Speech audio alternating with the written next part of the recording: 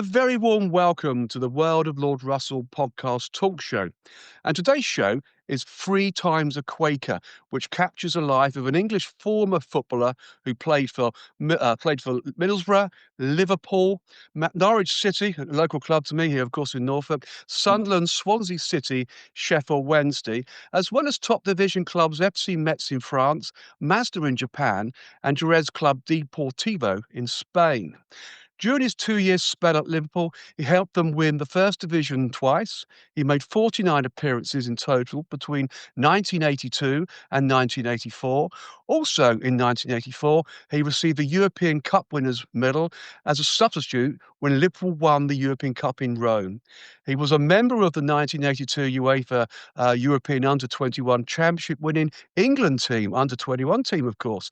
Yes, folks, it gives me immense pleasure to welcome on the show David Hodgson. Welcome to the show, David. Thank you so much indeed. Do I address you as Lord Russell or just address you as Russell? Well, my branding's Lord Russell, but you can address me as Russell, David, no problem at all. Okay, the Lord might Keep come it out straight. in advance. Not a problem thank at you all. so much for inviting me. Really looking forward to this, to be honest with you. Yeah, no, it's great to have you on. It's an absolute pleasure. It really is. And when I looked into your background and your life to produce this script, really is a wonderful story. So let's get at it, I guess. Yeah, of course. Brilliant. So, David, at the start of your professional career, you nearly signed for Bolton Wanderers, who invited you for a trial and offered you a 2 year apprentice contract, actually, followed by a 2 year professional contract. But Middlesbrough got wind of this and very quickly came in with a 2 year apprentice contract, and you signed for Middlesbrough. So, what was the defining moments that made you sign for Middlesbrough rather than Bolton?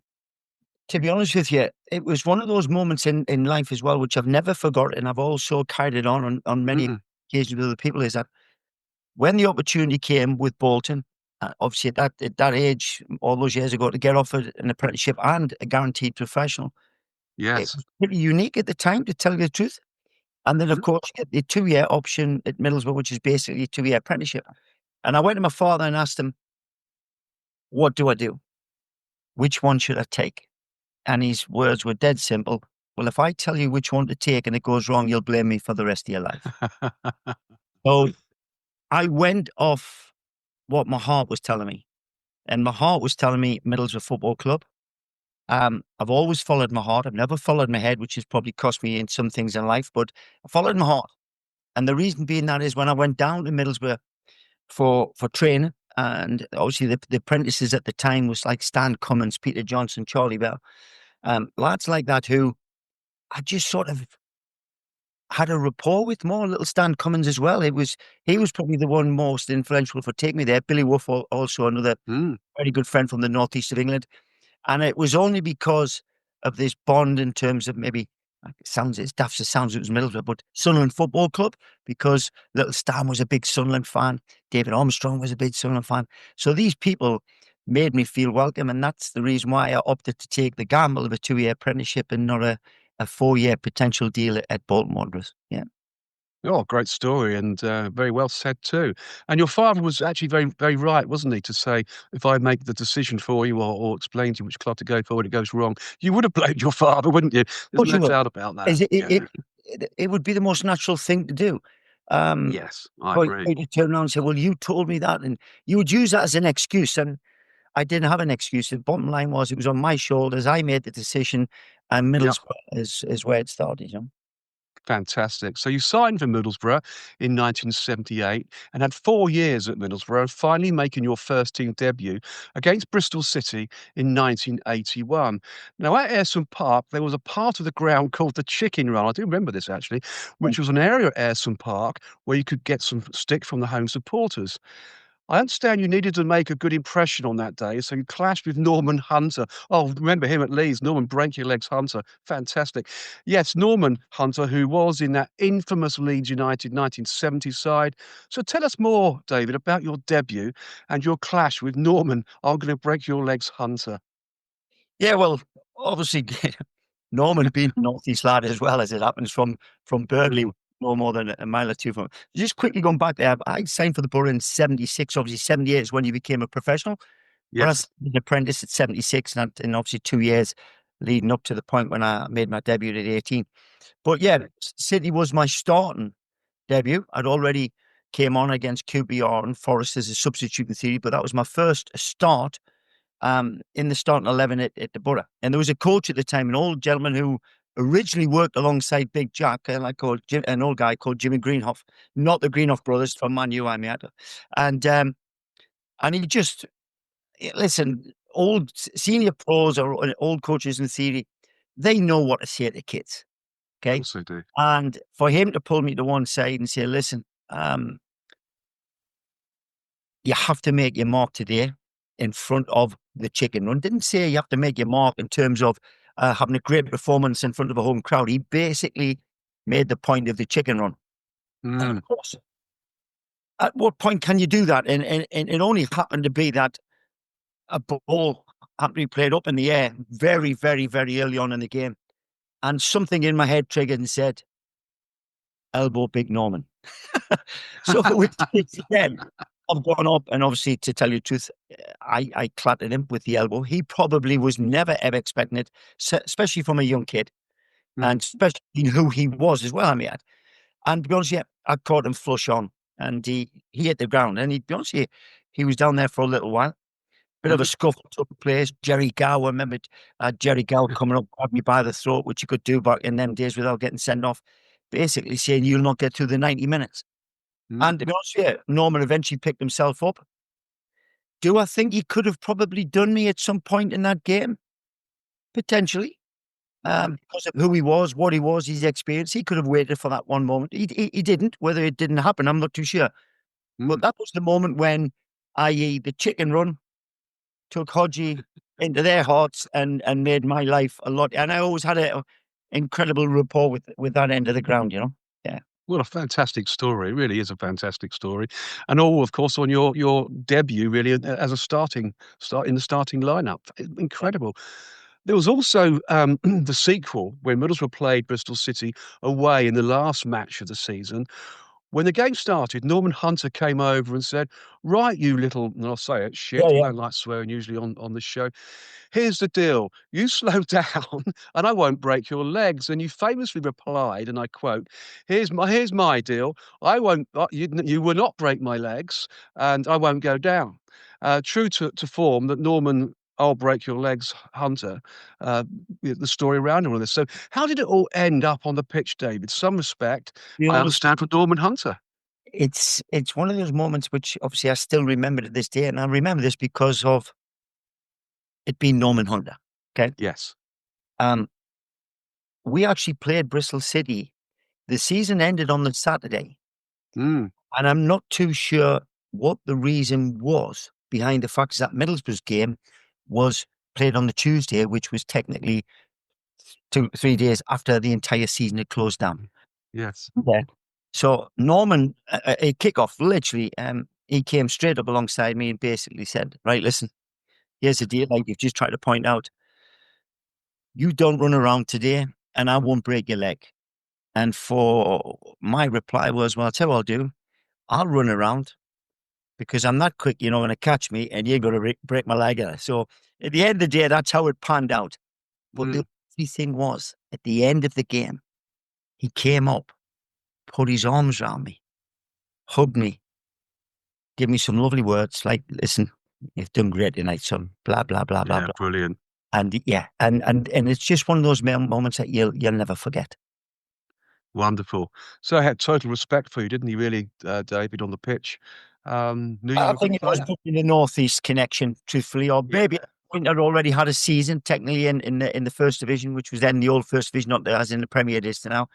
And you know, I'm pretty certain when kids are making the mark, I'm only taking that you know, I've been manager of a team, and when youngsters make the mark, or the manager's aware of it, and all the players are aware. And I think Norman probably thought, you know what, this kid's got a chance. And yeah, it was lovely. It was wonderful. Yeah. Fair play to him. I mean, David, you also enjoyed a good relationship with your manager at Middlesbrough, namely John Neal, very famous, of course, John Neal. And John Neal became very famous at Chelsea after leading Middlesbrough in 1981. So please tell us more about John Neal as a man, because he was a really quiet, unassuming gentleman, wasn't he, as well? To be honest with you, the Northeast, when you look back, have been phenomenal for producing Mm. Managers, Howard Kendall, Bob Oh, Paisley, wow, yes. Big Jack, Cloughy, John Neal, and listen, Stan Anderson, and so many more from the Yeah. northeast of England. And John, when he arrived, was a very, very quiet man of very few words, to tell you the truth, but he took a lot of kids under his wing. Myself, Mark Proctor, Craig Johnston, and really made us feel that we were so important to the starting, not the starting 11, but more important to the club, but more importantly, Yes. we were needed on a Saturday afternoon.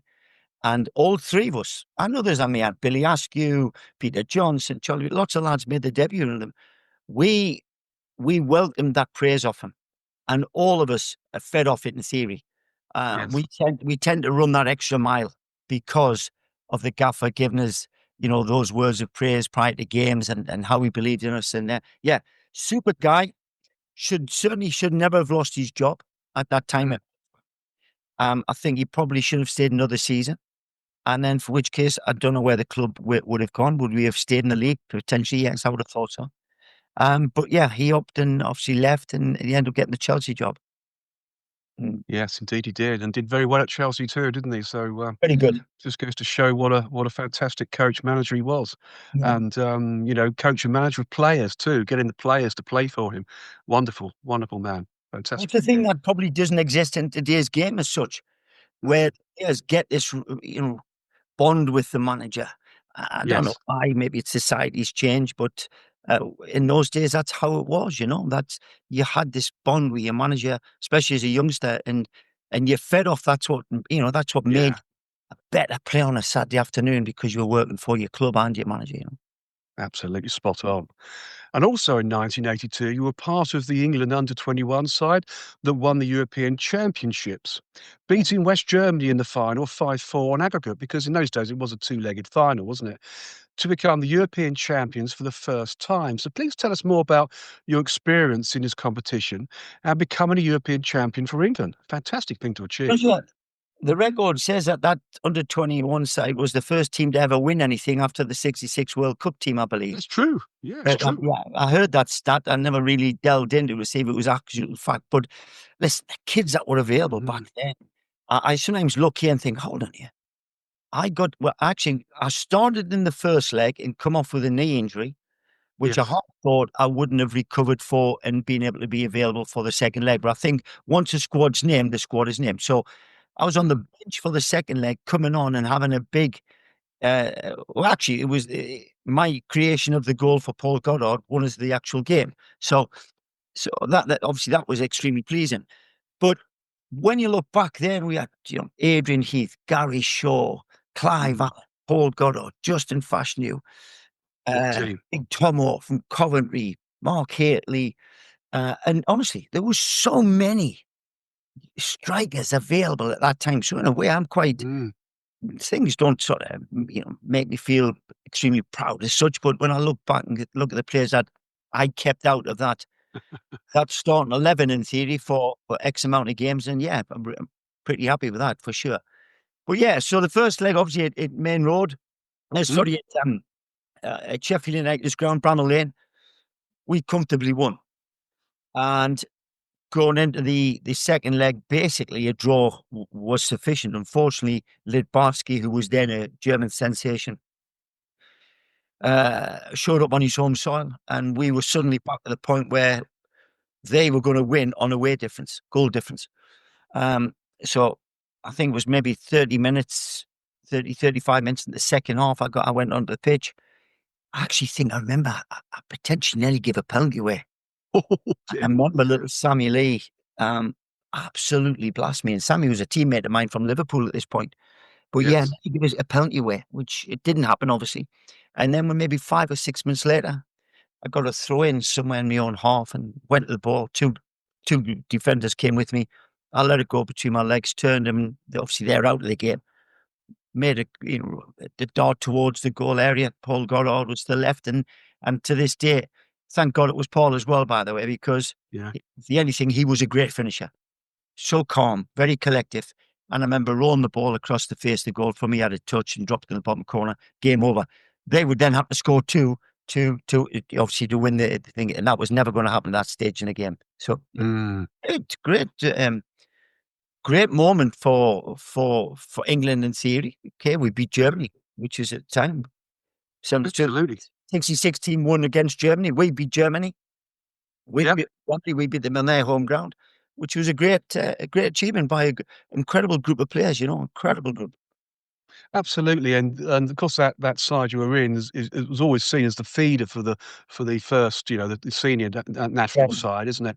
But of course, it never really produced anything, did it? I mean, I don't know why. I mean, probably some of the managers we had didn't exercise, good conditions for the players, didn't choose the right side, the right players. I don't know, but I don't know. I know where you're going with the question now. When I look back at that team, yeah, you'd like to think comfortably, maybe. I don't know.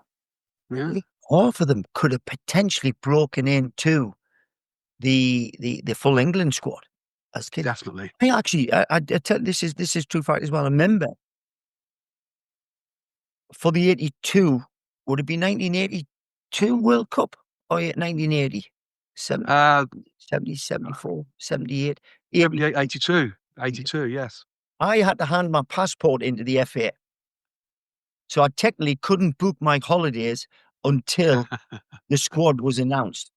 Yes, And that's probably about as close as I got to the full national team. So I handed my passport in, had to wait, didn't get selected, obviously got my passport returned to me or whatever it may be. And then, of course, I then went away on vacation. I went to America, actually. And so at one point, I was maybe just on the verge of being called yes. for the national team. When I look back, I think I'm trying to remember. I remember Paul Mariner being one of the main strikers at the time. Mm. People like that who, they were also at the top of the game at that point in their career. Yeah. And of course, that England side then in '82 was a fantastic side, and I do remember it as well. It was out in Spain, I believe, wasn't it, the '82 World Cup? And England were the only side in history now to bowl out of the World Cup without losing a game. Without losing a game, Because they not winning any. yeah, well, they had 2 league structures, didn't they? And I think they won the first league structure, beating France, in the opening game and, convincingly winning that structure. And then they went up against Germany and, I forget who the other side was now, in the second league phase, drew both their games and went out on goal difference. So they didn't lose a match, but went out of the World Cup. Out the First thing time in ever in point. history. Yeah, I mean, I don't think I would exist today. That's what, and saying I'm watching Yeah, the World Cup right now, and there's about 50 teams involved, and it's like absolutely. absolutely I think it was Germany and Spain they got drawn, so it was a tough group in that second round, but there we go. That's life, isn't it? That's football. Lots of chances I seem to remember as well against Germany, didn't take them, and, England came home. Yeah, But St. there we Hodgson are. being on the pitch. Yeah.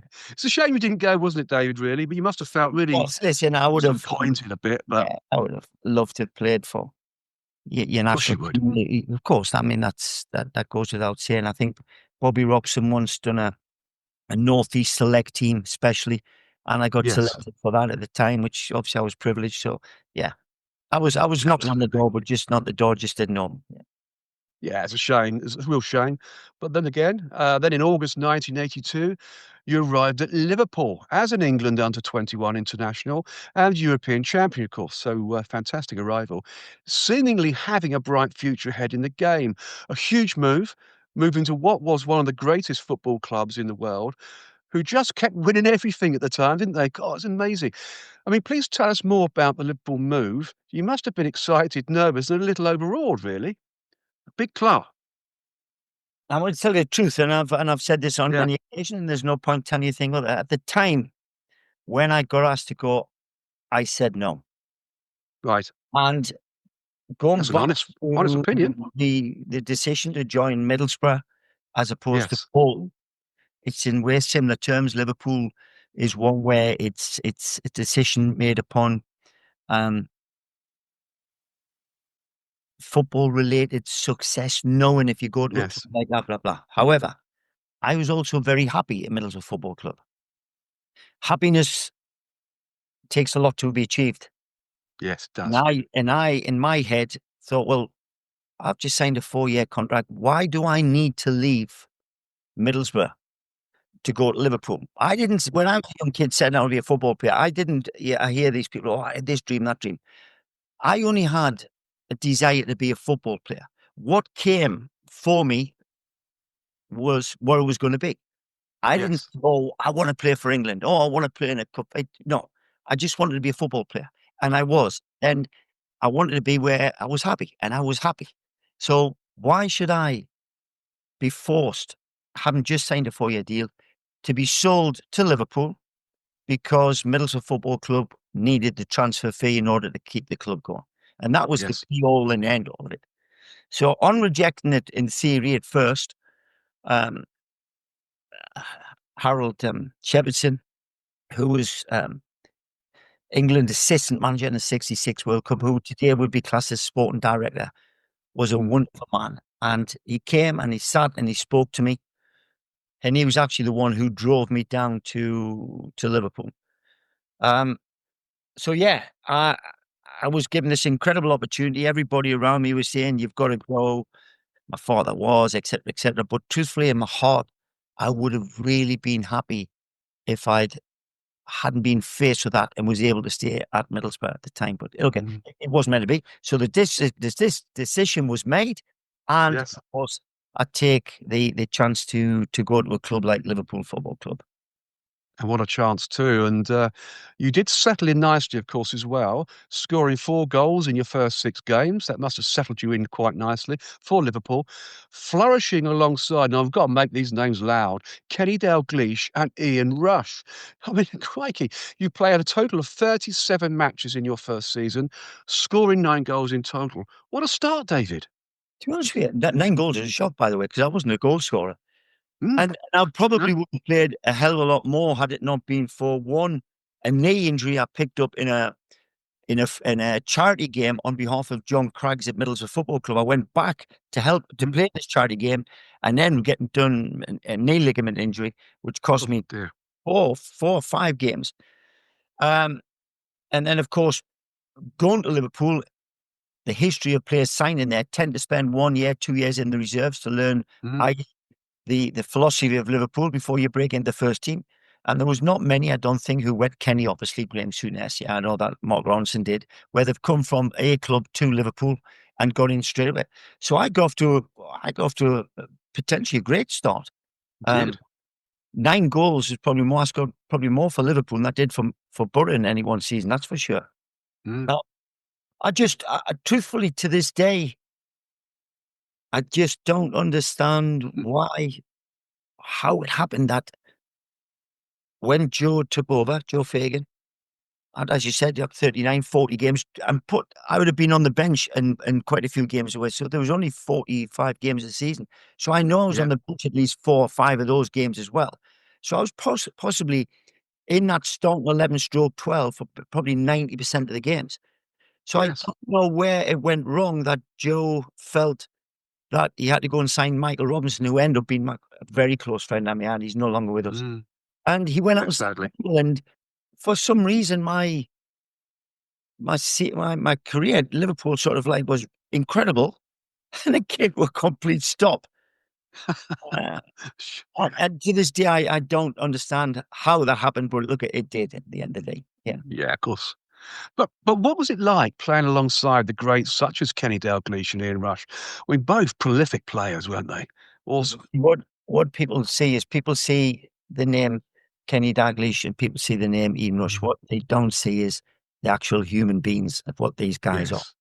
They Yes. they they were as down to earth as Mm, you're going to find in any changing room.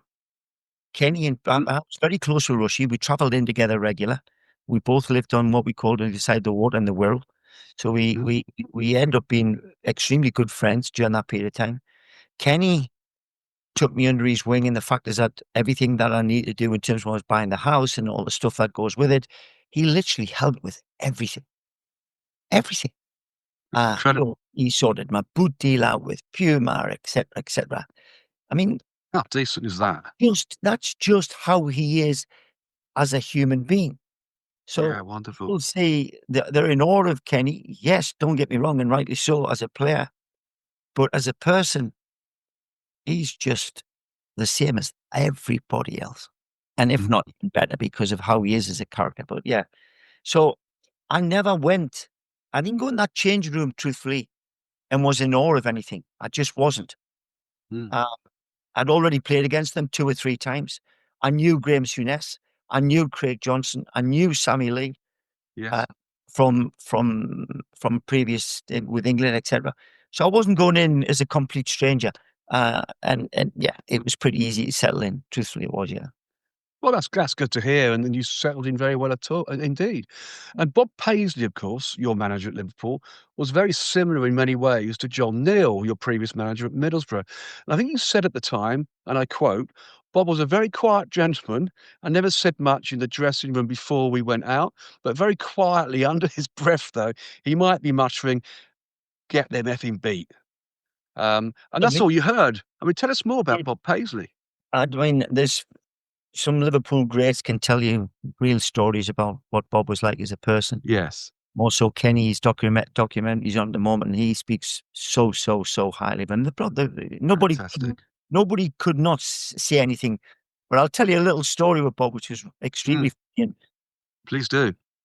There was a reporter at the time called John Gibson, big reporter in the northeast of England, and he came down to do an interview with me.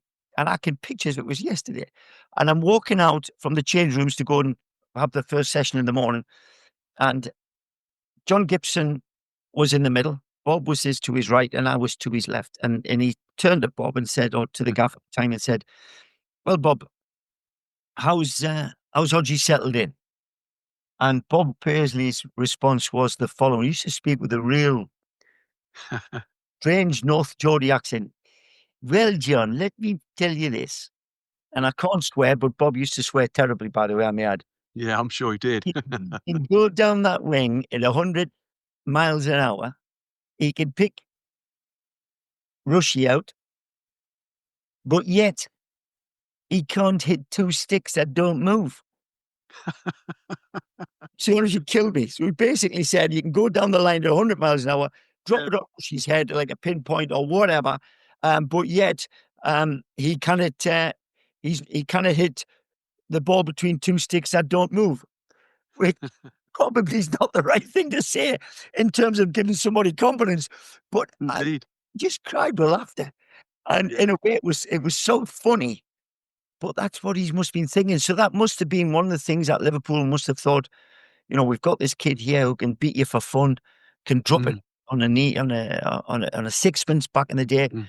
But yet, why hasn't he got that composure to finish or put a ball between 2 sticks that don't move? And there's probably a valid point in that. Quite possibly. Such a way, it was humorous, it was funny. When I look back, it's probably one of those moments that kills you. Yeah. But you did win the First Division League Championship in both your seasons at Liverpool in 1983 and 1984. Plus, you received the European Cup medal as a substitute when Liverpool won the European Cup in Rome that year. Liverpool won for a 4th time in a penalty shootout in the final against Roma. I mean, the game finished 1-1. I mean, this is what dreams are made of, aren't they, David? Well, the dreams are made of if you start or you get on that pitch, Yes, of course. Unfortunately, I'm trying to think. I think got injured quite early on in the game, but they kept him on because of his presence and his voice, etc., etc. Kenny got injured late on in the game, and Michael went on. If I remember rightly, Michael might have gone on. Michael Robinson went on, yes. And that opportunity to be on the pitch didn't arise. Listen, I have no columns with that at the end of the day, because what's important was that Liverpool Football Club won the game and she lifted the trophy again. Being part of it was incredible. Would have liked the pitch? Absolutely. You would love to say I actually physically played. I have to basically say I was part of. But yeah, it was incredible. And to beat Roma in Rome, in their back, in theory. And yes, it was their ground. Yeah, absolutely. I think Alan did score. Alan Kennedy scored the winner. I mean, which club would throw up a left fullback that would score the winning goal for his team in 2 European Cup finals, which Al did, which is incredible. And obviously the win penalty was the main one. So no, listen, I was very, very fortunate to be part of a very, very, very good team an incredible team. And be part of the celebrations that took place that night was like, wow, amazing, incredible. Yeah. Absolutely. And as you said previously, when fellow striker Michael Robinson arrived at Liverpool, your game time was few and far between, and you demanded a move. Sunderland were interested, but boss Joe Fagan had told you to speak to him first before signing anything. Fair enough. However, you signed for Sunderland in 1984, and Joe Fagan was furious. So tell us about this episode. Apparently, you were going to replace Sammy Lee at some point. Well, we finished the end of season tour, and we came, Yeah. and at this point, I'd already requested a transfer on 20-something occasions. Michael used to write them out for me, the transfer request. Yes. Whom it may concern, to the board of directors, to Yeah. the manager. He used to write them all out. Michael was super intelligent boy. Mm. And Joe pulled me in at Melwood training ground. I went to see him on my own. There was nobody able to, we weren't training. And he said, listen, we've been thinking, we're looking to think we could potentially change your position and make you a better player for it. And he brought up a midfield role, the right side. Well, in my opinion, Sammy Lee had that nailed down as good as anybody would ever have. Mm. In addition to that, like I pointed out at the very, very beginning of the interview, my desire was to play football and enjoy it. I never had in my mind that I would ever want to play football and take the role of a very, very good friend. And I looked at it in that way. And I did reply to him, well, Sammy plays there. And he said, well, that's not your concern, which, valid point. It wasn't my concern, but that's just how I was as a human. That's how I thought about it. Yes. So I basically didn't agree with what Joe was trying to tell me. Mm. So then, obviously, that was the end of the season. Then we had pre-season. Then we had the Charity Shield at Wembley against Everton. And I actually said to Joe 10, 15 minutes ago, you've got to put me on because we got that day. And I felt I could have had an impact in the game. I didn't get on. So when we returned from Wembley on the Monday morning, I went in to see him. It was for the first week of the season. And I said, Gaffer, you've got to let me go. And he actually said, where do you want to go? I said, Sunderland. I knew Sunderland wanted to sign me, okay? So Yeah, I'll be out of the bush, of course. So he basically got Sheila, which was his PA. Sheila rings Sunderland. Sheila rang Sunderland. I'm sitting in the office. I can actually hear this. And then she said, Joe, or boss, she called him, boss, I've got Len Ashurst on the phone. And he went, Hodgie, take the call. So I looked at him and thought, that's not really for me to do. He said, you want to go to Sunderland? You take the call. So I took the call, spoke to Len. He asked me if I wanted to come. He knew I wanted to come. So that was the silly question, of course, blah, blah, blah. So then I left at that and left the office. Joe said, right, go to training and I'll have a chat with you later on. Of course, no mobile phones those days. No, indeed. I got home, there was a message on my answer machine. David, it's your gaffer, give me a call, please, when you pick this up. So I rang him up in the afternoon. Hi, Gaffer, Hodgie. Right, I'm allowing you to go to Sunderland. They want you there for 9 o'clock tomorrow morning. But I want you to promise me you do not sign a contract until you talk with me properly. Mm. Oh, okay, that's fine. Anyway, as it happens, the meeting was changed from 9 o'clock till 7 o'clock in the morning. So I had to drive to Roke. I went to my parents' house. So I drove to Roke in the morning at 7. Wow. And sat down with Len, agreed the figures. I actually took a 50% wage cut to go home. I had 2 years left at Liverpool, and I took a 2-year deal at Sunderland on half of my wage. So I wanted to go back home. Okay, Sunderland was my team as a kid. And I agreed to sign. Actually, I did sign, of course. And then I rang the gaffer and said, hi, Gaffer, it's Hodgie. I've signed. And his only words were, you've just made the biggest mistake of your life, son, and I wish you well, and put the phone down. Yeah. Didn't explain why I'd made the biggest decision in life or anything of the sort. And truthfully, it went on to haunt me later on in life. I had a little bit of concern about them, the comments. It sort of plagued me for a long, long, long time. But anyway, listen, I made the decision, I signed, and Exactly. that was it. I was now a Sunderland player. And you were apparently going to replace Sammy Lee, weren't you? I think that was the Well, gag. look, Was that you? potentially was is part of the discussion, because Joe made a point of saying that he would like to see me playing on the right. And the crazy thing was, just gone to, but Sammy was England. Yes. Sammy's an England international, because he did not come to the end of season trip to South Africa, where I played right side midfield in front of Mark Ronson, who played right back for the 3 games against Spurs. I think with 2 or 3 games against Spurs. And he came out with that comment and didn't make sense. But as it happens, little Sammy left about a year later. Mm. I think Craig Johnston might have nailed down that part of the pitch, if I remember rightly.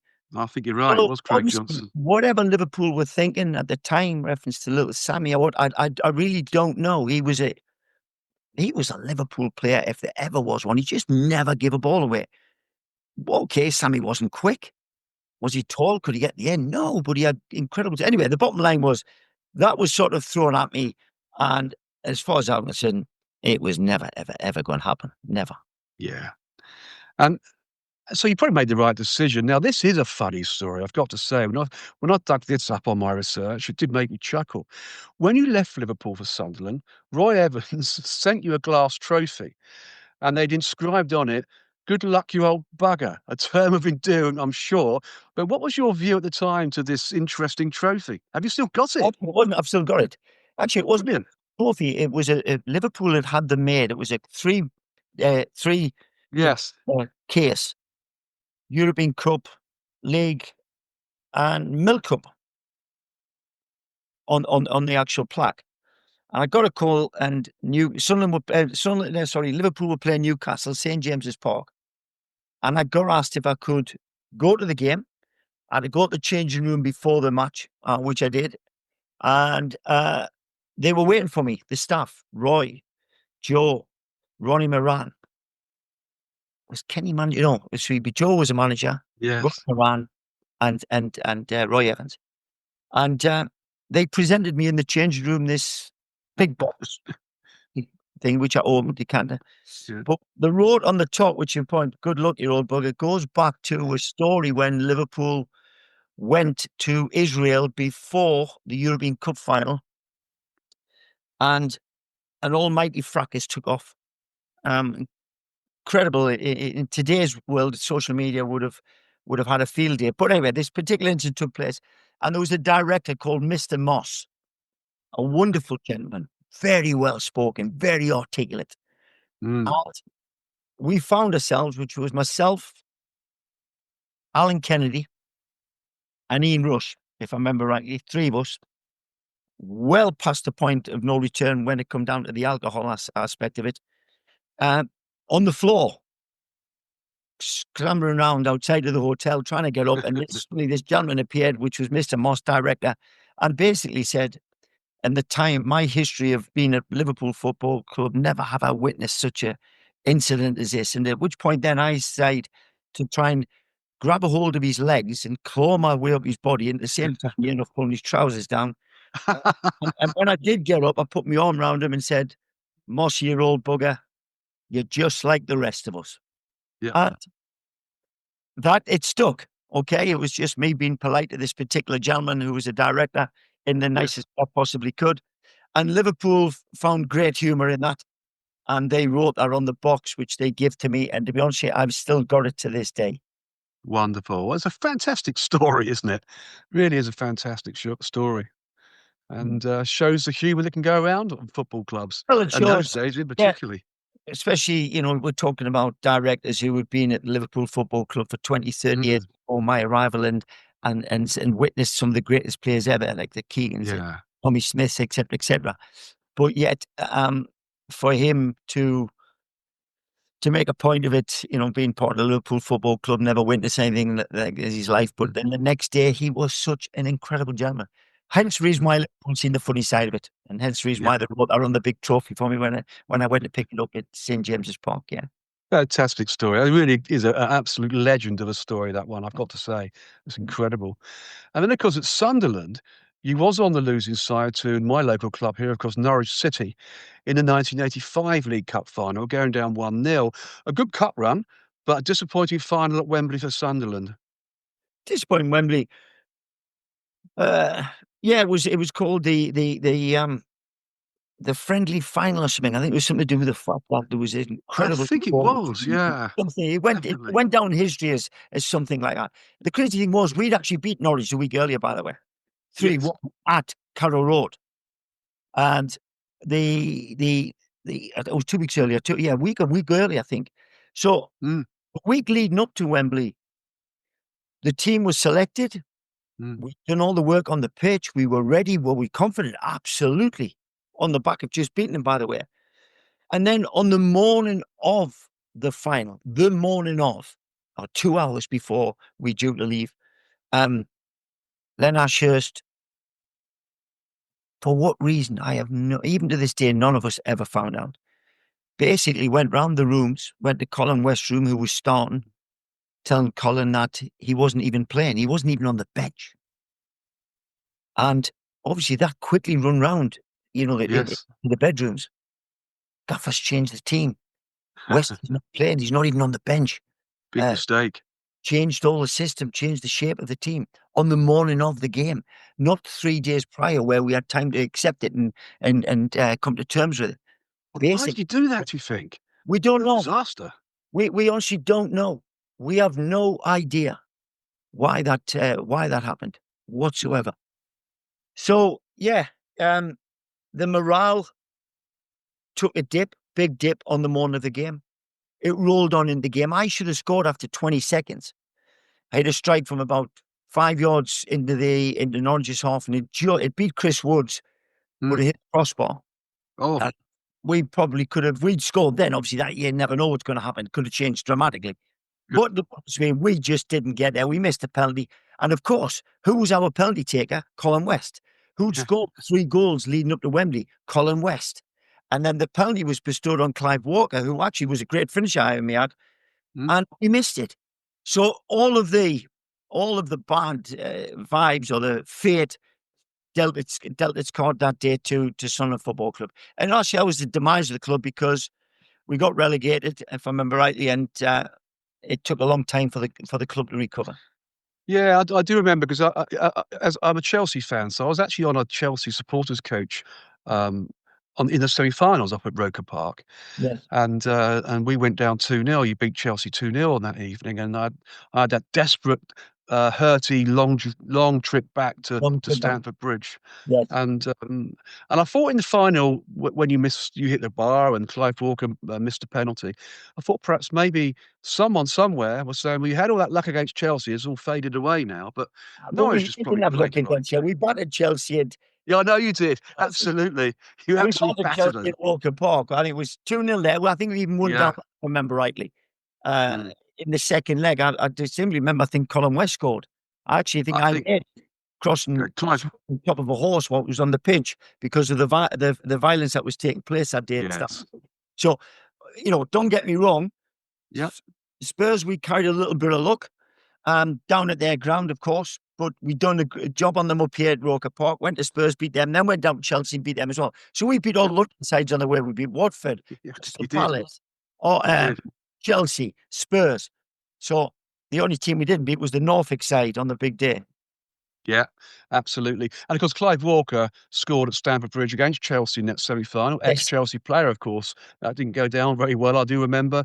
There was a lot of sadly, a lot of violence afterwards, wasn't there? And during, it was a tough day, really, or But tough like evening at that Stamford night, there Bridge. was But a lot of violence. The yeah, police and the referee actually said to us, and got all the whole time, right, when the 5 minutes back was mad. mm, But he literally told us with mouth, if anybody looks at the middle of the halfway line, the dugout, yeah, the game was taking place down that side. And we had to obviously leave the pitch very, very quickly. Yeah. I Yes. remember rightly, I think they were Absolutely. trying to turn our team bus over at one point. Yeah. Well, that was Oh, back in the day when it was all skins and fires, Yeah, awful times. Yeah. Yeah, it was an awful night, but a great result for yourselves, and of course, sad one at Wembley against Norwich. But further disappointment awaited, of course, at the end of the season when you said earlier that Sunderland were relegated. Strangely enough, though, alongside with Norwich City. So both the Milk Cup finalists went down that year. I mean, how did you feel at the time with the relegation? It's a shocking. Well, I know you mentioned earlier on a big problem for Sunderland going down. That really was, wasn't it? Well, yeah, because Sunderland at one point, I mean, I remember speaking to Sammy Lee, Mm. trying to convince Sammy to come to Sunderland from Liverpool, which Sammy was all receptive to. Alan Kent eventually came, blah, blah. So at the time, Sunderland were in the bit like they are now in the Premier League. We were sitting in a Yeah. great position, Oh, round we about are. fifth or sixth in the. Yeah, absolutely. And the cup run started and the league form disintegrated, and that's exactly what happened. But as you say, right, so yeah, two sides went down. Norwich came up because I signed for Norwich when I left Sunderland at the end of my 2 years at Sunderland. You did. And I went and signed for Norwich, who were then back in the Premier League. Oh, not Premier League, but Division 1 back in the day. Division 1. So, Yeah. yeah. But as Yeah, you say, you did get a free transfer to Norwich City, and interestingly, choosing, and it goes back to how you choose and your decisions, choosing the Canaries over a similarly lucrative move to Sweden's IFK Gothenburg, who incidentally then went on to win the UEFA Cup. I mean, you must have had mixed feelings about that. I had two or three very good opportunities. QPR, Jim Smith had got in touch with me. Mm, They offered me an incredible deal, financially incredible. mm, IFK Gotham was where, to be honest, he had gone out, and I felt that might have been probably a move. I look back and think, should I have done it, and wish I had of at the time. yeah. But I got wind that Laurie Mack had some influence about me going to IFK Gothenburg, and I don't know if it was a reason to basically to get me out of English. I'm not too Yes. sure. But anyway, the bottom line is I got wind of that. And that's the reason why I turned down IFK Gothenburg. Right. Then I also got wind that Laurie, and Laurie said, don't touch him. And I found that so hard to accept. So truthfully, I signed for Norwich for 1 year when I had issues at IFK at Gothenburg. Incredible offer by Jim Smith at Cuba. Where, to be honest with you, had I gone there, Sammy Lee eventually turned up there. Michael Robinson turned up there. So two lads who I knew super well and both. So I probably at the time should have gone to QPR, but I didn't. I chose Norwich out of sheer spite. And again, instead of following the head, I followed my heart and said, no, I'm going to go there and prove a certain person wrong. And when I look back, listen, the fact that I met Brian Gunn, who happens to be one of my closest friends in life to this day, then of course I made a reasonably good decision on that front. But other than that, I made the wrong one when it came down to football. Yeah, no, I absolutely agree. And of course, after Norwich City, you transferred back to Middlesbrough on loan, then off to Xerez Metz and Swansea City, making a total of 287 league appearances for 27 goals. So a great career. A little bit of a journeyman at the end of your playing career, David, but I'm sure you enjoyed every moment. Some great memories too. I can believe. So we'll rewind the clock. I Yep. never wanted to Borough, didn't want to go to Liverpool. But by the time I'd come out of contract at Norwich, truthfully, I just wanted to get away from English football. I'd lost some desire. I'd lost a purpose of wanting to achieve anything as such. And it was only because that's just how I am as a human being and how I deal with people. So going off to Spain was a incredible experience. I mean, okay, great experience. One, I never got paid for 11 months. Wasn't particularly good. Secondly, I got stitched up because I actually thought I was signed for Cadiz and I wasn't. So hence I should have took an agent with me and I'd done my own deal. So that didn't go down too well. Three, being out there not getting paid for 11 months and then making the decision that do I play or not play? If you get your leg broken, the chances are you're not going to get your medicals taken care of. That was all those little things going on. So then I Yes. decided at the end of the 1 year in Spain, and I think I've had another 2 clubs in Spain come after me at the time. I decided to return home. Mm, I was originally signing for Frank Burrows, who was my coach at Sunderland under Laurie Mack and under Len Ashurst-Amiad. And right. I was joining Frank again out of sheer one. I loved Frank to death. He's no longer with us, unfortunately. Yeah, sadly. I was joining Frank basically to again give like Laurie Mack like a slap in the face in theory, because here was a guy who was at Sunderland during all of my time, but yet he was going out incredible lengths financially to get me to go and sign for Cardiff. Now, I'll tell you the truth. I was on my way. I was going out with a girl in Manchester at the time. The train broke down. I didn't make the press conference at Cardiff. So when Frank came to meet me at the station, or Jimmy Goodfella was Frank's assistant, came to meet me, who I knew very Yeah. well, and said, look, the press conference is organised for tomorrow. Frank's going to come and see you in the hotel later on for something to eat and have a chat with you, which was great. So I missed this press conference, went to the hotel. Frank turns up. We were talking, and he said to the lady on reception, don't let any calls come through to him tonight. Blah, blah, blah. And I said, Frank, there's only one call. I'm waiting for Brian Gunn to ring me, who was then my apartment partner in theory. We lived in the same apartment as me together. And Gunny rang me and he said, right, the team that's been ringing, because this particular team had called to my house in Norwich for about 4 or 5 times, eventually confirmed who they are. They wouldn't say who they were. And he said, it's Howard Wilkinson from Sheffield Wednesday. Right. Told this to Frank at dinner that night. I said, oh, by the way, Chef Wed have been on, rang to Gunny, desperate to want me to go up there and meet them. Frank said, you've got to go, Hodgie. Yes. He said, Hodgie, you've got to go. Yeah. It's Chef Wed. They just got promoted. They just won the league. They were back in the top flight. He said, you're only coming here because of me. I said, exactly. And we discussed blah, blah, blah. And then the next morning, taxi comes to collect me. And lady in reception rang him and said, I forget, it was yesterday. Miss Hodgson, Frank has said, could you make sure that you pack everything because you're going to a different hotel? I never gave it a second thought. Packed everything up, put everything in my case, went outside, had breakfast, taxi picks me up, and I'm thinking I'm off to the stadium at Ninian Park at Cardiff.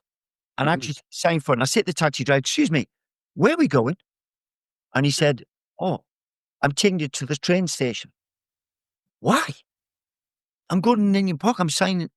No. My instructions take you to. And I pulled up at the train station, and who's waiting for me? Frank Burrows.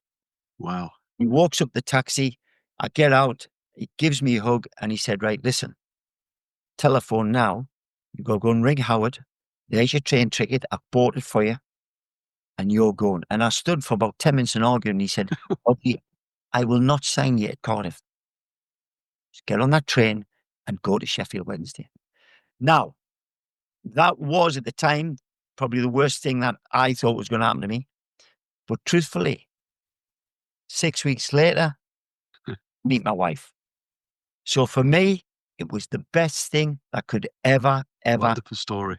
So what turned out to be what I thought was going to be something that would get me football life back on turned out to be not the case, but to go to Sheffield and meet my wife, and for which case that was the best train delay I've ever had. What a wonderful story. That's absolutely incredible story, David, isn't it? And so you met your wife. I mean, you can't get better than 36 that. years, still 36 years of marriage, still together. Two amazing, Fantastic. and all that came about because a train broke down. Some things are meant to happen, aren't they? Well, It's yeah, incredible, really. that's how I look at it. Yeah, it was 100%. It was meant to be. Yeah. It was meant to be, yeah, brilliant. And good luck to you both as well. I mean, it's a fantastic story, that really is. A wonderful story. And then in 1995, you went on to manage Darlington Football Club, Darlow as I always know them as, Yes. in more than 400 matches. In fact, 3 spells as manager from 1995 through to 2006. I mean, how did you take to management, and what was it like at Darlington? It was crazy because there was a gentleman called Barry Gelder who was Kenny Dalglish's head of, well, not head recruitment, head scout he was called back then. Yes. Wonderful guy who I knew. He was actually at the Borough when he got me to go from Norwich back to Borough on loan. So Barry was behind that. So he wanted to meet me at a Scotch Corner Hotel, famous hotel in the north here, Yeah. to have a meeting with a young lad called Sean Gregan, who was then a young player at Darlington. I went to meet him at Scotch Corner, give this young boy, Sean, some advice about maybe signing a new deal at Darlington, etc., etc., etc. And then on the back of that conversation, the meeting with Barry, the chairman of Darlington, for some reason, had a conversation with Barry. And then I left Scotch Corner, got home, and I got a call from Barry. He said, listen, would you be interested in talking to Darlington Football Club? Mm. And for what purpose? I said, he said, as a manager. And it felt right. Even though my company at Yes. the time was doing so well, financially was incredible. I decided to go and have a meeting with Darlington Football Club. And I basically said, it wasn't arrogance, but I did not need that job. And I said, I ain't coming for an interview. You can offer me the job now, and I'll come up and I'll say, yeah, I'm taking it or I'm not taking it. It's not Yep. like it's me coming up and saying, Simon Staderound, I think, was in for the job at the time as well, one or two others. I said, I'm not coming up there, sitting down, talking to yous, and then yous make a decision and saying to me, no, it happened. I'm not doing that. I don't need to do it, and I'm not put myself through that. So they basically offered me the job. Mhm. Um, and then, of course, I was due to go with Mark Proctor, who was my closest friend, or still is my closest friend. And he'd done a U-turn, Procky. And so I nearly did. And then in the end, I accepted the role. And that was the commencement of my managerial career at Darlington. And it wasn't meant to be like that. I never intended to go into management. To tell you the truth, I had a great agency.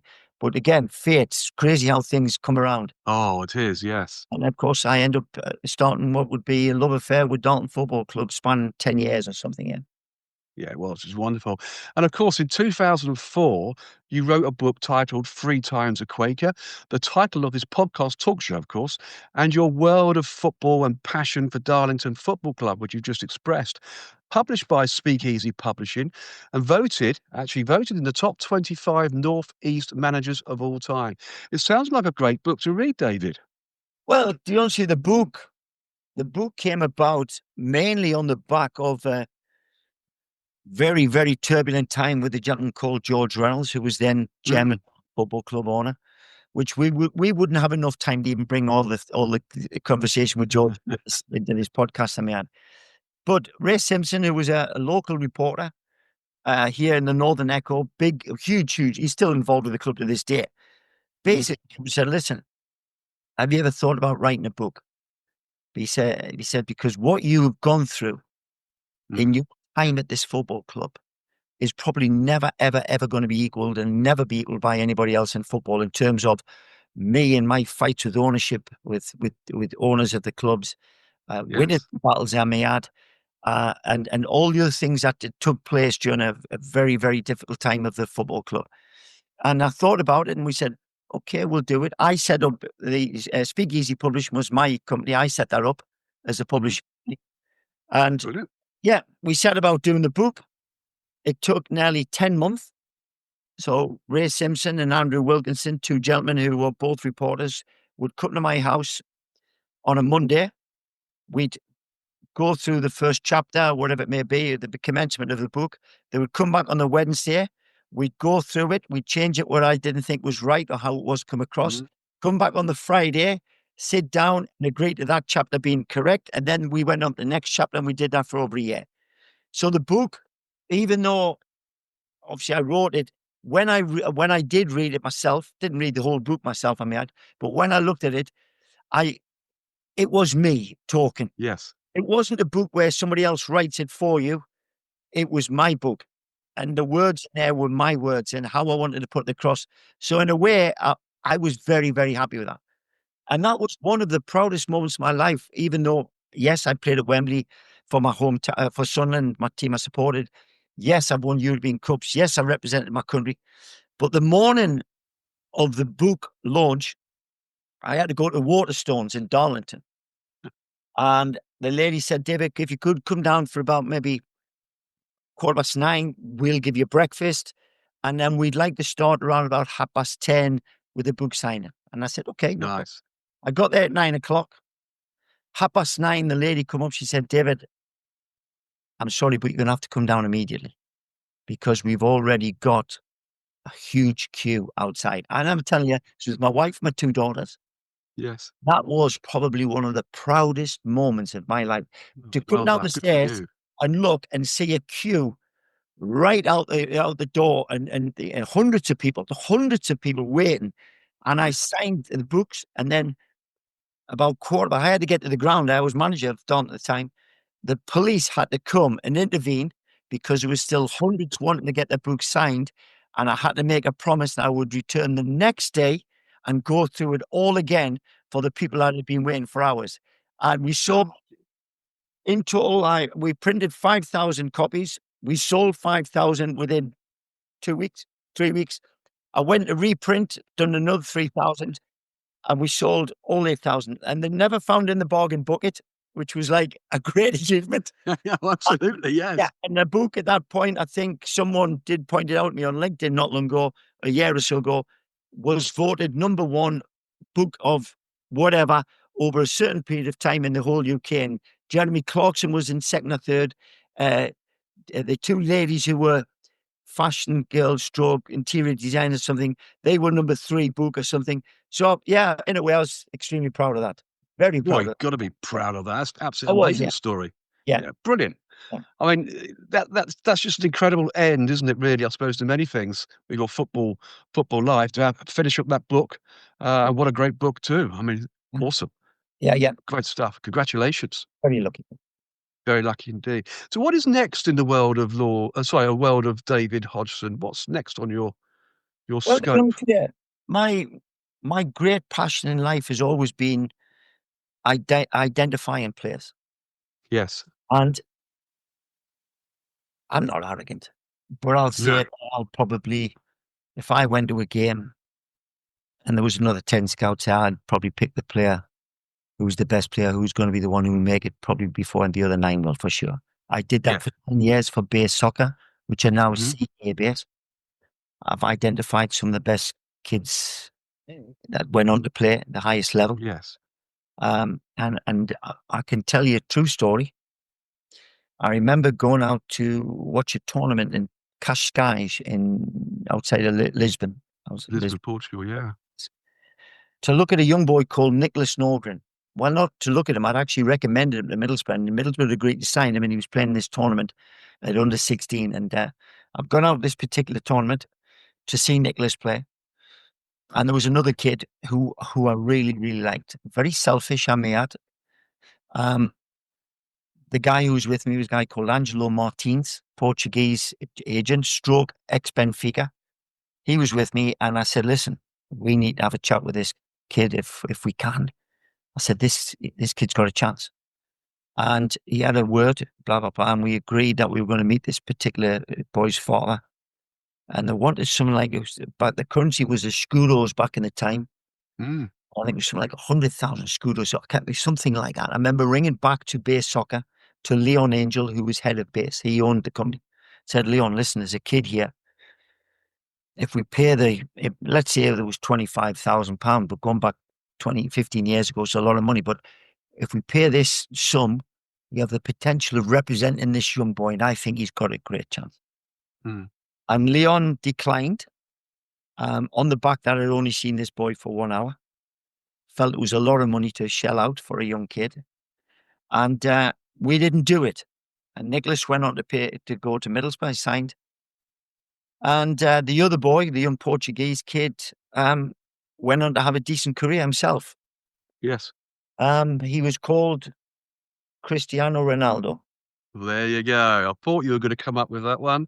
Yeah. Ah, what a So, story. That's just but incredible. he was 15. He had just, I think, had just signed a contract at Sporting as a Mm, YTS, which would have been the case because at that age group. And that was the boy. And we didn't follow through with it. And a shame. yeah. But listen, it's okay to say that now Mm, because it's who he is. But back then, he was a 15-year-old boy or 16 coming up, and obviously my decision to say we should do it was solely based on the fact that this boy had amazing attitude, character, technique. yes. He was very good, very selfish. I mean, okay, there was no end product. There was no no assists in theory when he could have done it. I remember sort of vaguely remember how he played that day, but yeah. So that's what I do in life in theory. I help two young lads who have got a company here in the Yeah. Northeast and SMI Group. I help them get started at the very, very, very, very beginning of their journey. They now look after 150 plus players. I spend a Nice. couple of hours a week in their office. They give me 6, 7, 8 players to look at every time, and I'll say to them, yes or no. Mm, He's worth pursuing. He's not worth pursuing.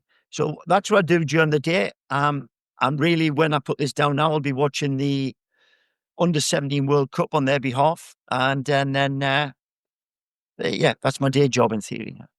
That's good life, isn't it? It really is a good life. Yeah, yeah. Continue at it, David. It's fantastic.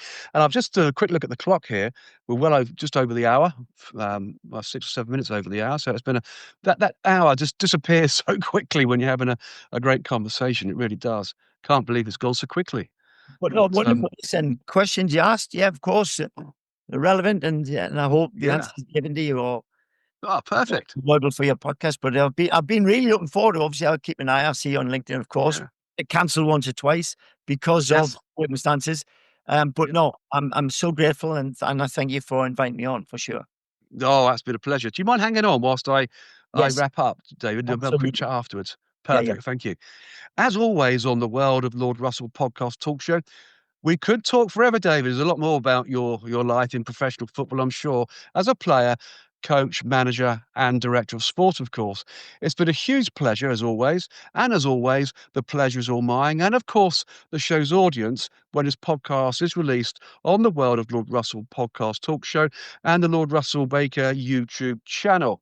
Thank you, David. Ladies and gentlemen, I'll give you David Hodgson a big round of applause, David. It's been a wonderful Pleasure. having you on. Some great stories. There really are.